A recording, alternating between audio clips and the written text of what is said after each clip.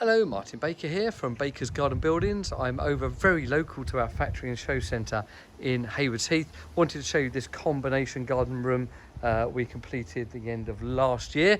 Got a 5.6 metre wide building here.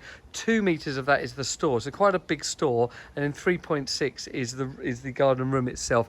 3.3 metres deep. Now it's actually sideways on, so I'm standing now looking down from the house, and the reason we've done that is space is already here. They had a space here for the kids playhouse, as you can see there, but also just a really nice outside entertainment area that they use a lot at the bottom of the garden. So we wanted to integrate it with that. Already had the base in place, we've just extended it slightly, leveled it up. Lovely tile in front of it, and then yeah, let me show you inside this room.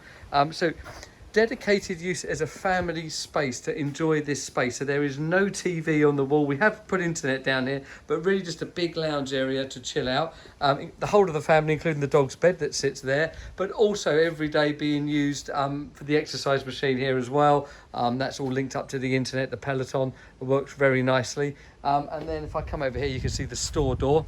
And now that store door that goes into a very big space.